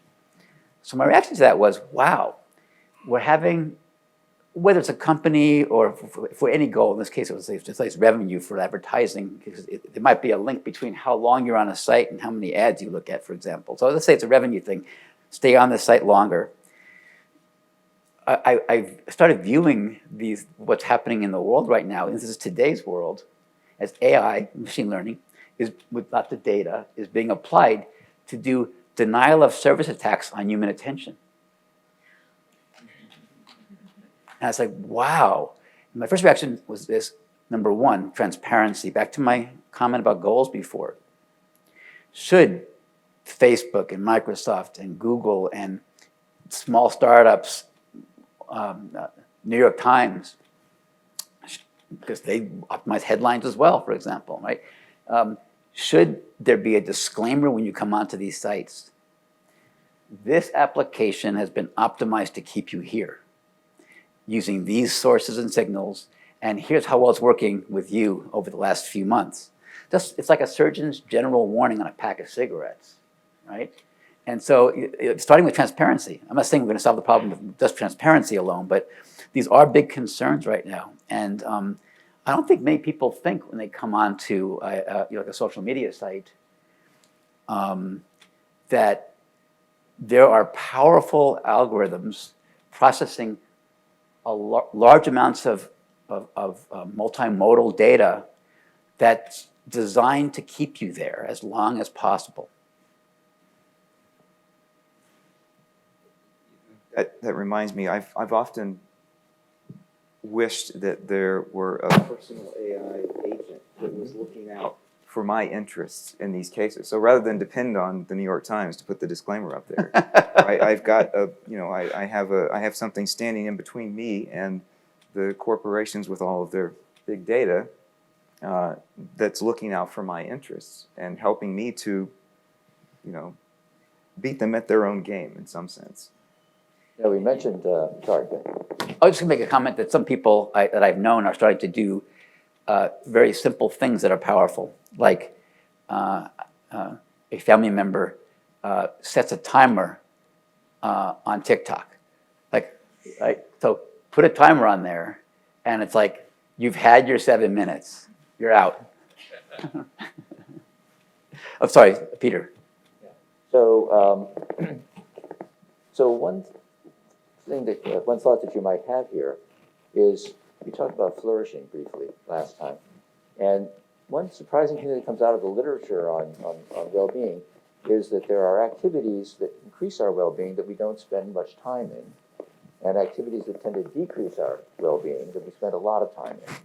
And these algorithms are very good at pulling us into the ones that are actually decreasing our well-being. And this is especially a problem, I guess, when they can measure it with young people. And so I'm wondering, wouldn't part of the ethics of developing AI systems be thinking, okay, we can achieve this task of getting people to spend more time, maybe even the task of reminding them, but how would we think about the question of what's this effect on the well-being of the individual or the learning of the individual? And do we have oversight on that? And that would be maybe within a corporation or across corporations. We have self-oversight over that. Yeah. Yeah. And how would we enhance that aspect of intelligence? Yeah. I find it's a fabulous comment. Great. that is an excellent point for moving on to the more general discussions.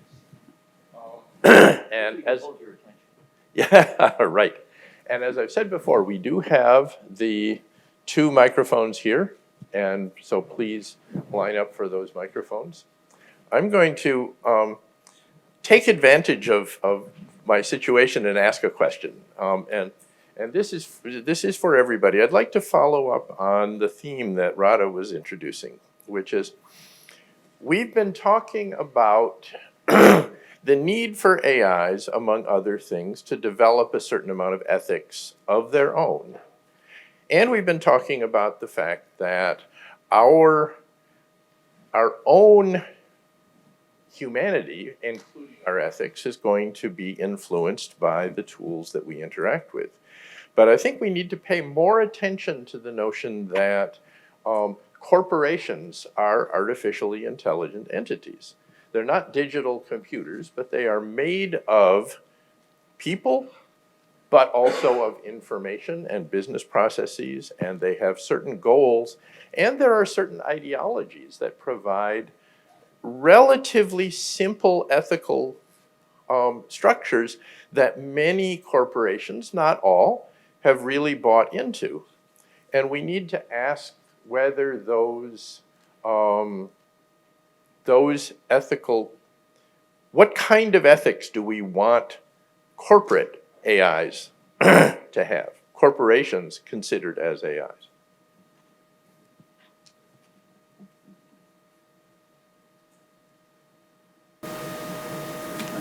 Alec, speak first on this.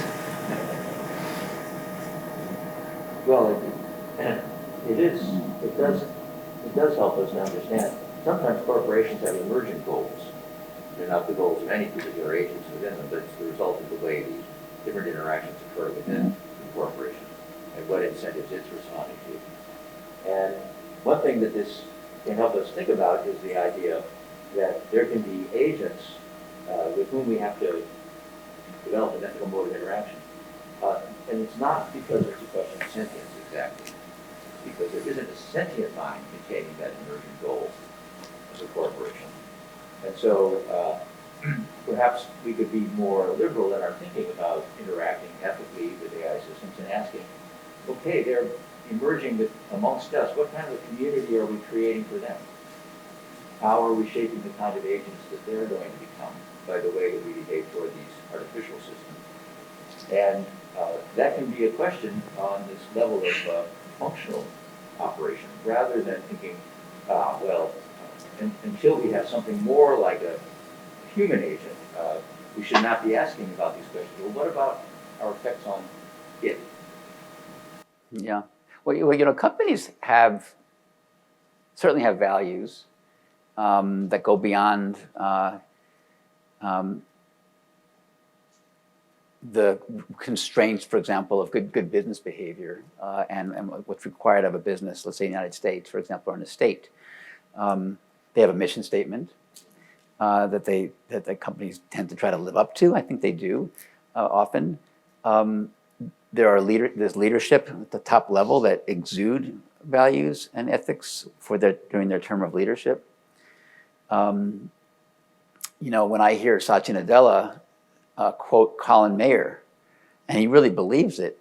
Colin Mayer, an economist, believes that companies should be pursuing profitable solutions to really hard challenges of people in society. That's the goal. If you do that well, sure, that should be profitable. And if you do it in a very novel and interesting way, an organization should be rewarded for that. But finding those and making that the selection process, I think is very interesting for a company. And that's a value. That's a value judgment. So I think this should is yes, absolutely. I'll just add one little bit, which is that I've been often thinking on how, at least I believe, we've been acquiring moral values as humans. I'm a big believer in evolutionary psychology. And one of my favorite books of all times is The Moral Animal, on how we become generous over time. It's really not because we want necessarily the others' well-being, but it's because we feel pleasure in giving to others. And so it's that kind of reward. So I know it's more hypothetical thinking, but in a way, I think acquiring that moral judgment, either for AI or these artificial beings, which are corporations, in a way that's more akin to evolutionary psychology, I think will be a more natural way to do it. So back to my earlier note of being in it together. So if we can somehow have a system in place that corporations will not necessarily only think of how much money I'll have at the end of the year. It's more like if this planet will disappear, then what? So longer term, I think that will instill certain moral judgments which are longer term, which is really to your point, like think of big problems as opposed to end of year, which I'm not suggesting that all companies will do that. Let's have you're next, then you. We'll continue. Yes. Hello. Okay. Thank you for the amazing panel, and it actually makes me rather optimistic toward AI, whereas I used to be, a bit pessimistic about, all the ethics and everything about artificial intelligence. So you all mentioned like humans' ability to, adapt and to learn. It's like we have this default system or default trust to just incorporate those things like driving a car or learning a language. But it's just occurred to me that I feel like just for small kids, like for children or for young people, it's actually easier to learn things. And when people grow older, they seem to, just digest slowly. Because I'm only 22, but I feel like at this age, when I'm trying to learn a new language, it's just not as easy as I do it when I was young. And I believe that a machine also has this stage that, it's just saturated. It can't have more storage. Yeah, I just wonder, what do you think of that?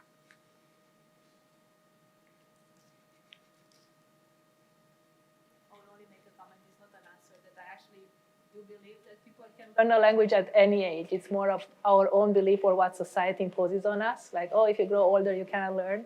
I don't think that's true, which I don't know how that would answer necessarily what you said and how it would translate in an AI.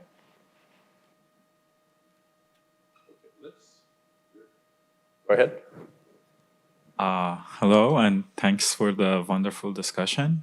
My question is more about data. So we know systems like GPT-3 or the Microsoft Turing models, they rely on like terabytes of data generated by people. And like you mentioned the example of social media, and when I go on social media, I would like to watch cat videos, but like in essence, it's really work, right? Like I'm generating data, or I'm trying to like maximize the time I'm spending on Twitter or TikTok. And so anyway, like a lot of these recent developments in AI have this assumption that we're gonna just get more and more data from humans, right? And I guess my question is, what really makes you think that we will, at some point not stop giving you our data for free? And by you, I mean like AI companies. And what do you think, like, what are the implications of that? And do you even see that happening?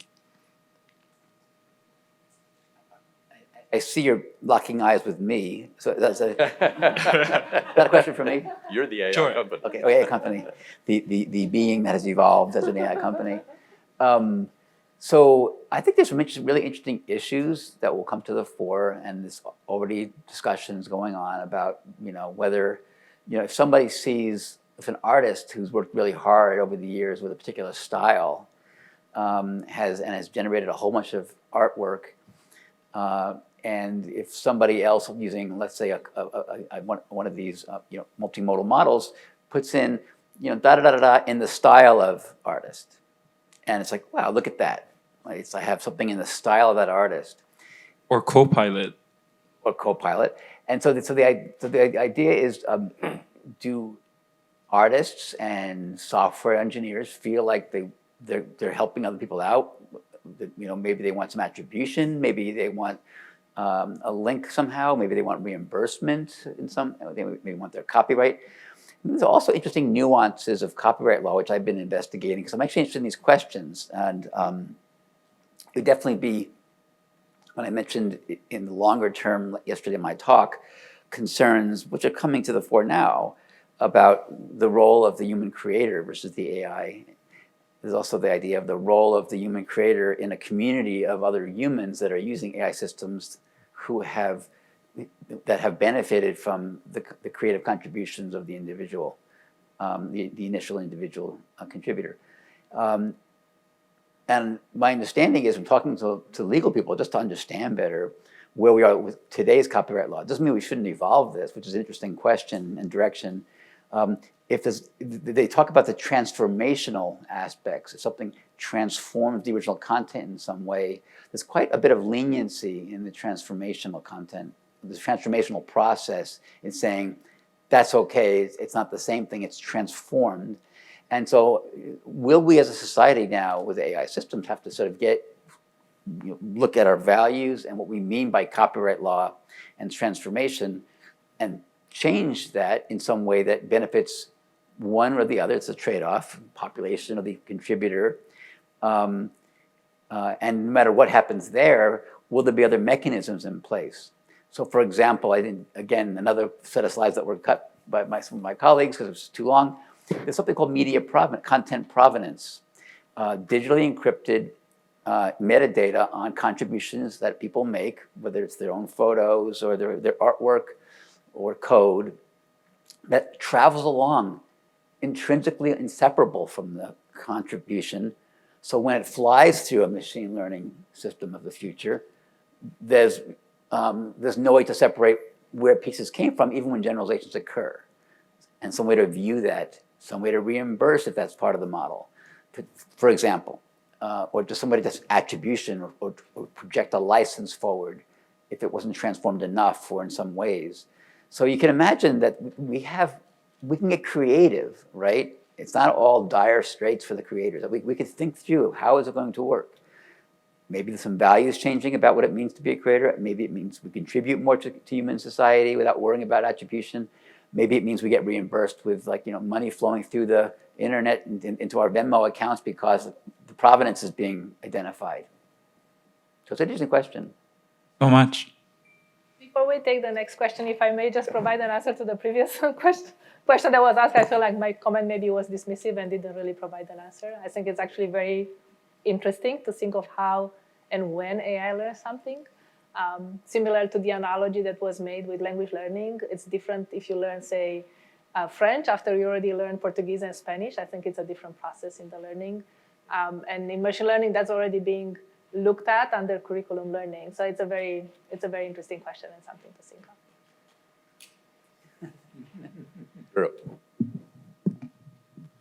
of. Thank you also for the panel discussion. It's been excellent, and the lecture. I wanted to ask, largely to Peter, but also somewhat to Eric, from our conversation during the breakfast. There's a concept of error theory where we don't accept any moral facts as being true. And under this view, we recently read, I'm taking a class on metaethics, we recently read a piece by Richard Joyce on moral fictionalism, a way to operate when you don't accept that there aren't any moral facts, where you presume in normal life that 99% of the time you're going to act under a fiction of morality, but you do understand in the 1% of the time when you're in a philosophical context that there is no moral fact if you accept that. That it allows you to have a way to process life, to act socially with other people in a trusting system where you presume morality as this fiction, going through life, doing things, taking action, saving cats from trees. but you understand like that you have these rules and that you have these systems in place. But my professor, when we read this piece, he described it as a rather feeble piece of philosophy. He said that this only really works often in toy examples, where in real life, when you accept that if you truly accept that is no morality, or there are no moral truths, you're going to be coming up against things that you truly value, strong economic pressures, or like a matter of reputation to finish something in some way, to finalize a project, or to put something that you've put a lot of work into, whether or not you'll have like a tension against your morality. And if you truly believe there are no moral facts, this will come into attention in a strong way. So my question is, how do we handle this tension between having morality, or like the lack thereof oftentimes as moral, as an error theory of morality often like presents in like AI systems? How do we imbue them with morality? Should we imbue them with a fiction of morality, or should we give them access to deeper moral sensibilities? You know, I was going to start with the title of the class you're in, meta ethics, and turn things over to Peter. But my first reaction is, you asserted several assumptions, like there is a moral fact versus a moral fiction, and I'm not sure. I haven't read the piece that you mentioned, but my sense is that from the personal point of view, you can have an assessment and set of beliefs and a set of action-oriented implications of what you believe about a trade-off that I wouldn't take as a fact or a fiction, but an assessment of, at a point in time, of what one believes about what's better than what, and how to balance things, and then what the uncertainties might be, and so on. So I'd have to even even begin to answer your question. I have to know what is meant by a moral fiction. So I don't know if Peter, if this is one of you've written on this topic. You take the mask off while you're speaking. Sure. Thanks.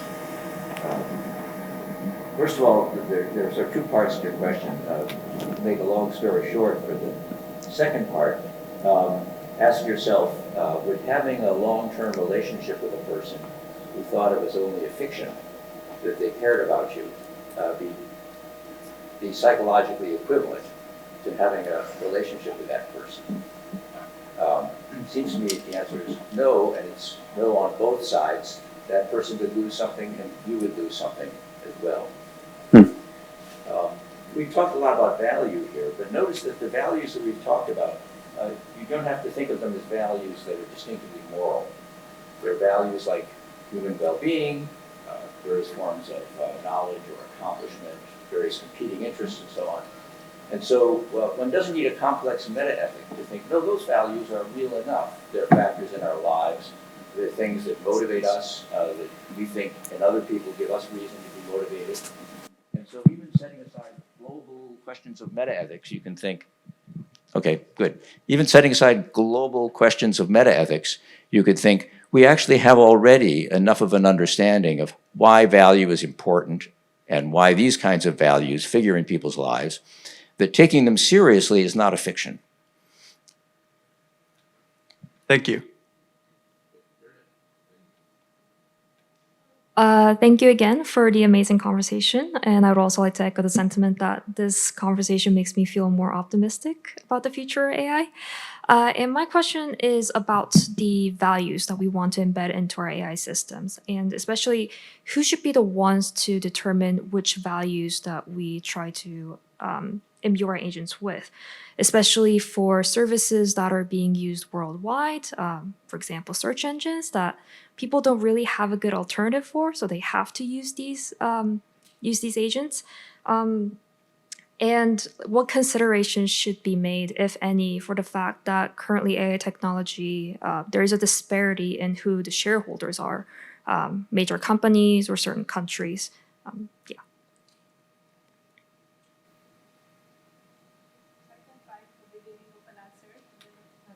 Colleagues here follow up. I'm often thinking of how we are individuals, but then we are also part of a group. And so in a way, I think AI should have the ability of adapt to individuals. And that's something that I'm very big on. I don't think that there is just like a unique system.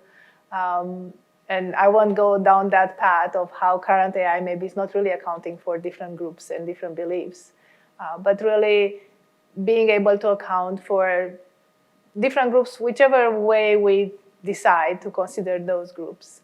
And so that should be on one side. But then on the other side, which is really repeating myself, what I mentioned earlier, I think it's also feeling like it's part of a group itself.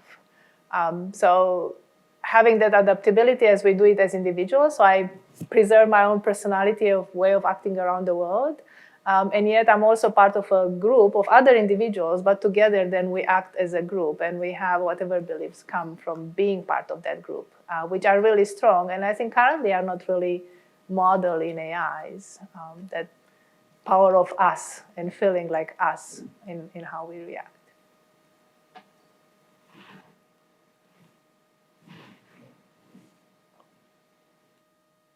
Hi, panelists. Yeah, thank you again for all your comments. Really great discussion.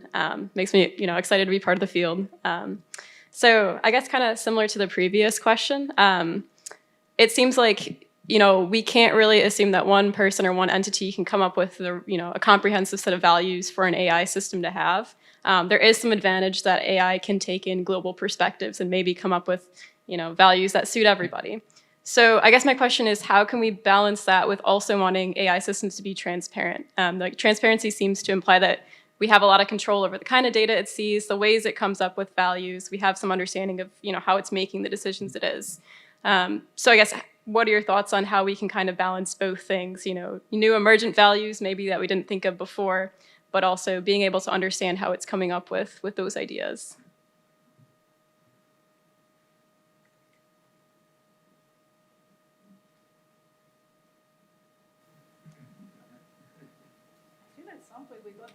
Ourselves. I know at some point, we don't understand ourselves. So it's very ambitious to think of these intelligent things that will fully understand them. And also thinking of other situations we run into on a daily basis. Like if I visit a doctor, do I always understand why they made a certain decision? Maybe not. So they are expert in what they do, which is not to discourage work on transparency and explainability, but at some point, I think there will be that part where we'll not fully understand how these decisions are made. And we'll sort of have to live with that. Again, similar to the doctor situation, I don't fully understand why a doctor would make certain decisions. And even if the doctor would try to explain, maybe I wouldn't still fully understand. So that will always be there.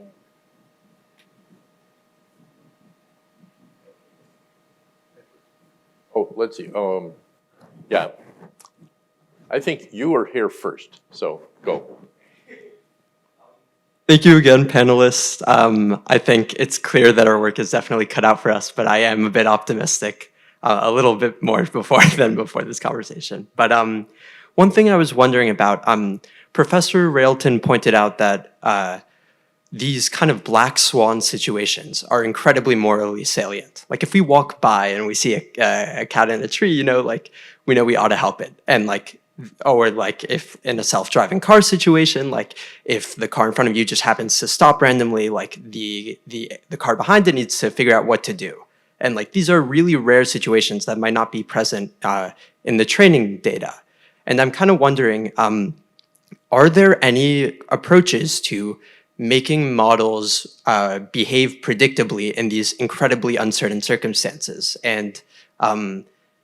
And is our current machine learning paradigm too narrow for these kind of random contexts? Well, I've always been really excited about open world applications, especially the tender moments when you take your system out of your lab, your CS department lab, or your industry lab, and put it out into the world and see what happens. Because you do encounter so many things that you didn't think about in advance, including non-edge, non-black swan conditions, which were black swans from the point of view of being in the lab. that are actually commonplace in the open world. So there's a whole notion of a few dimensions of this. Building systems that are robust and resilient to some of the fragilities that we see in traditional systems where we haven't thought deeply about robustness. There's a rising mini area of machine learning on robust machine learning, for example, that does better with distributional changes in the world, or some certain kinds of attacks for adversarial machine learning, which is another source of interesting black swans you didn't expect. When there's an adversary that's going to somehow figure out how to make your system believe things that aren't classify things that aren't there as being there. And then you need ongoing, the monitoring we talked about yesterday, as well as even ongoing study. So at Microsoft, we have a reliability and safety working group in our responsible AI area, co-chaired by someone from the product team and from Microsoft Research, with a working group that's really thinking about these issues in the context and more general, but in the context of Microsoft's products and services, but also more generally from the point of view of research. So I think it's just really interesting problem to think about this robustness, general recoverability, resilience of our systems, self-knowledge of their own fragility. Years ago, we built these machine learning systems, and you turn the lights on or the lights off or put a different light on in your office, and they just wouldn't work because they weren't trained with that lighting. And we have to consider those things. Jenna Weens and I, years ago, we were looking at, if you take a model built for one hospital and you move it into another hospital, you have to really do lots of thinking about how do you change that model to perform at the same levels of accuracy when it was trained on lots of data from that first hospital and less data on the second hospital. So we have these are real problems, and includes things you might come to expect as a machine learning researcher and as a professional in that space, as well as beyond the black swan events, which are part of this idea of trying to pursue more generally resilience in your systems. Thank you. Robustness and monitoring seem like really fascinating. I got to check those out. Okay, now it turns out we only have time for 2 more questions. Now, fortunately, this is evidence that these are important hot topics, and everybody really needs to be able to think about these and discuss them with each other. We have the lunch after this, when there'll be plenty of time to discuss it with other people. And so everybody needs to be discussing this, not just the panelists and not just the people explicitly working in it.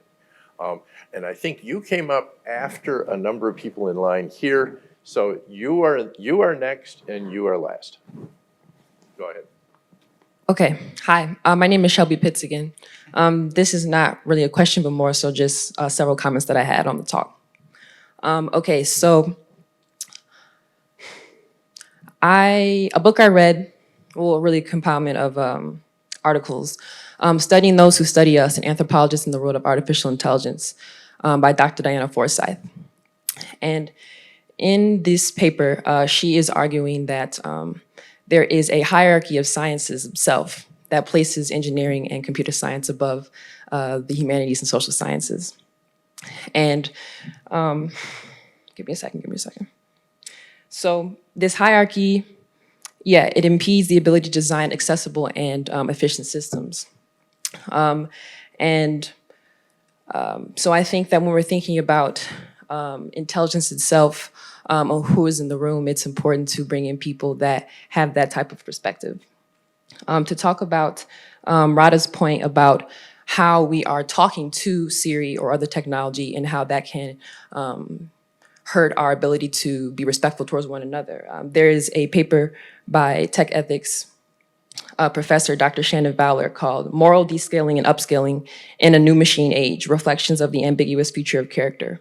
And in this example, she's talking about how if we automate care work for older people, that lack of experience of taking care of other people will kind of impact how we care for other people out in wider society. And I thought that was an interesting point of how are we actually able to cultivate important values ourselves if certain actions are being automated. And then my last point to talk about AI ethics and how from a quick article from the MIT Tech Review, What Buddhism Can Do for AI Ethics. Guidelines reflect the values of people who issue them. And the most AI ethics guidelines are being written in Western countries, means that the field is dominated by Western values such as respect for autonomy and the rights of individuals. But in the East, so this person argues that insights derived from Buddhist teachings could benefit anyone working on AI ethics because it has a just different point of view of more collectivist and community-oriented values. And so I think when we're thinking about values themselves, we have to decenter the West as leading or cultivating most of the values that we have now. But I guess I just wanted to talk about, or just be up here as someone who majored in anthropology and got some flack from it, that I think that that type of science is still valued. But if we do not value it or esteem it to the same way that we value engineering, then the future won't be as good as it can be. Thanks. If I'd like to make a comment, I was very close colleagues with Diana Forsyth. She was, when I was a grad student, she hovered over my shoulder almost all the time. And we had lots of conversations, and she had significant influence on me. Me too. Thank you. Fortunately, she passed away quite young. 97 in a hiking accident. She was crossing a river in Alaska, so it's a sad loss to the field. I just wanted to, oh, sorry, go ahead. I was just going, because you brought the keyword Western, and something that I've been thinking a lot lately, even starting to prepare an argument I could make, is about how AI is weird, where weird is the title of Western, a book. educated, industrial, R, and democratic. Rich and democratic. Yes. And I think AI is weird. And I do believe we have a lot to learn from anthropologists and others in how we approach it. Yeah, I think that's a very good point. And one of the things we might hope for, actually, from artificial intelligence is that it would be able to fuse value schemes better. So, Rada, you mentioned the idea of doing things together or seeing ourselves together. And it may be that a highly individualistic ethic that perhaps is dominant in Western societies is going to limit our ability to solve certain very important problems. On the other hand, a collective ethic requires perhaps addition of individual values. And so one thing we could hope is that by interacting more widely, and as an anthropologist would, doing more field work with these systems, we'll come up with value schemes that aren't just the ones that we have, and that could enable us to solve problems that we're not doing a very good job of solving. And speaking of field work, I really had the sense when Diana Forsyth was in our lab doing her field work that I was part of some archaeological dig. Yes, indeed. Okay. Last question. Thank you for the panel. So my question has to do with looking at corporations as agents, specifically like social media corporations. Because it seems to me like, agents have objectives, and social media companies, their objectives are, one, to create value for the user, which I think they do, because obviously it's a wonderful thing to be able to keep in touch with family and friends that you don't see frequently, but also to create value for shareholders. And as we talked about, one of the ways that they do that is by capturing and monetizing human attention.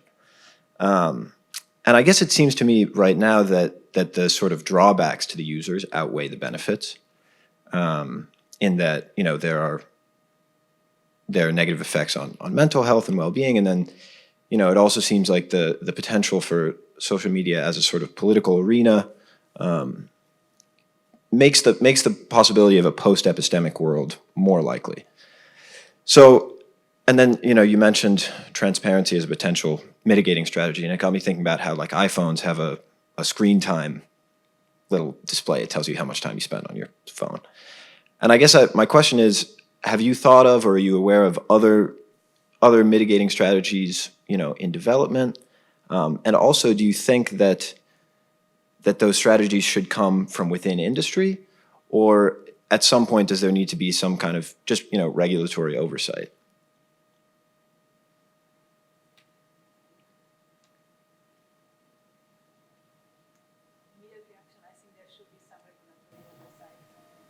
Just thinking of the analogy with fire.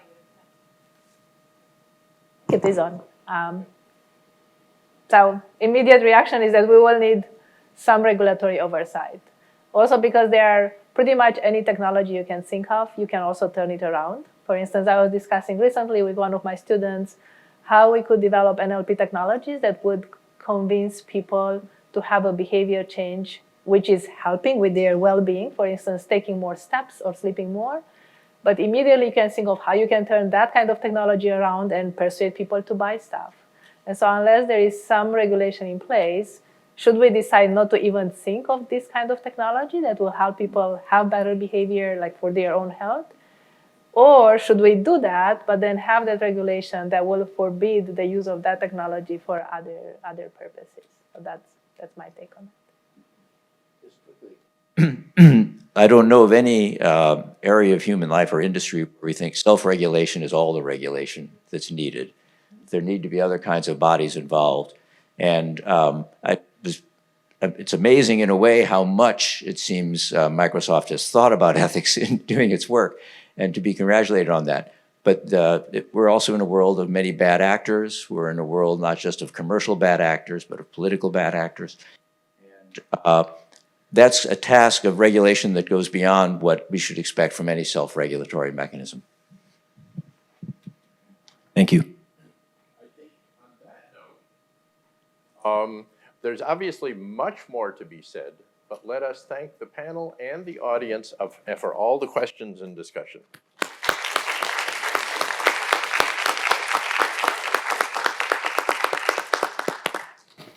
Fortunately, we have the lunch coming after, at which all of us can discuss with all of us about these various issues, and these issues are going to continue to press on us for coming decades, as we have seen. Now, we've had a very, very stimulating couple of days. And I think all of us are moved and seriously affected by the experiences we've had over the last couple of days. And I'd like to start by thanking all of you, because your role has been very important in this. And there are a few others that we need to thank. I'd like to thank the Tanner Foundation for their thoughtful creation of a funding mechanism for bringing thoughtful people to think about fundamental hard problems and tell us where they are in that process. And of course, that is a process, and it's far from done. But getting updated on that is incredibly valuable and incredibly important. And I'd like to thank several university presidents who have contributed to the role that the University of Michigan gets to play in this. I'd like to thank Dean Alec Gallimore, who will speak in just a minute, for his support of the process for putting this all together. I'd like to thank the Rackham staff, the AV staff, the people who have helped put the reception and the meals together. They have done a wonderful job. And I have to single out and really thank Emily Dickman, who has just done an outstanding job. And I think about what it would do to me if I were trying to do this job without her, and I would be crumbled in a puddle on the floor. The stuff that is necessary to make this happen is just a very special talent.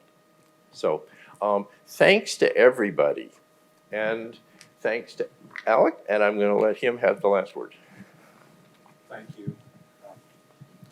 Well, first, I'd be remiss if we didn't thank Professor Ben Kuipers for organizing this and leading the effort here. It'd be great. Eric, thank you. It was great to meet you. Thank you for visiting us and making the trip. And for my colleagues on the panel, Peter, Rick, and Rada, you remind us why it's great to be a Michigan Wolverine. It's really an honor to serve with you. Also want to recognize the people from the Tanner Lecture Board who will participate in this as well. I also want to add my thank you for the audience here. And this is to the students in particular.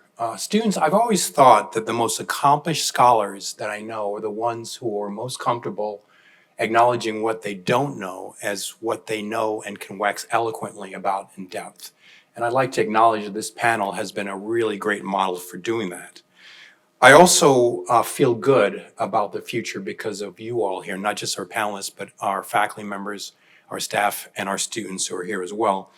And I want to end by a very brief story, very brief, because I know I'm between you and caloric intake.